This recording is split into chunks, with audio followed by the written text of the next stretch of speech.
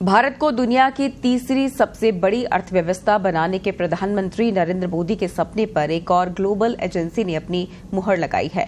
S&P global ने भारत पर भरोसा जताया हुआ है कि अपनी रिपोर्ट में कहा है कि देश आने वाले 7 साल में कमाल कर देगा। साल 2030 तक ये दुनिया की तीसरी सबसे बड़ी इकोनॉमिक बन सकता है। दुनिया की 5वीं सबसे बड़ी अर्थव्यवस्था भारत ने 2021 और 2022 में 2 सालों की मजबूत आर्थिक वृद्धि के बाद 2023 में भी अपने निरंतर और तेज रफ्तार कायम रखी है।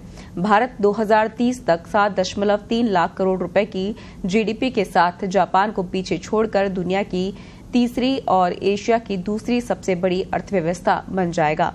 S&P ग्लोबल इंडिया विनिर्माण ने अपनी नवीनतम खरीद प्रबंधन सूचकांक में कहा है, अमेरिकी डॉलर के संदर्भ में देखें तो 2022 में भारत का nominal GDP 3.5 lakh crore dollar का था। 2030 तक ये 2 गुना से ज्यादा बढ़कर 7.3 लाख करोड़ डॉलर हो जाएगा।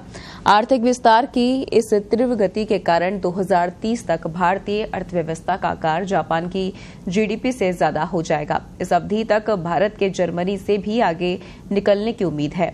अमेरिका वर्तमान में 25.5 लाख करोड़ डॉलर की जीडीपी के साथ दुनिया की सबसे बड़ी अर्थव्यवस्था है। चीन 18 लाख करोड़ डॉलर के साथ दूसरी और जापान 4.2 लाख करोड़ डॉलर के साथ तीसरी सबसे बड़ी अर्थव्यवस्था है। S&P ग्लोबल के मुताबिक भारत की आर्थिक वृद्धि दर 2023-24 में 6.2 से 6.3% रहेगी। इससे भारतीय अर्थव्यवस्था चालू वित्तीय वर्ष में सबसे तेजी से बढ़ने वाली प्रमुख अर्थव्यवस्था होगी।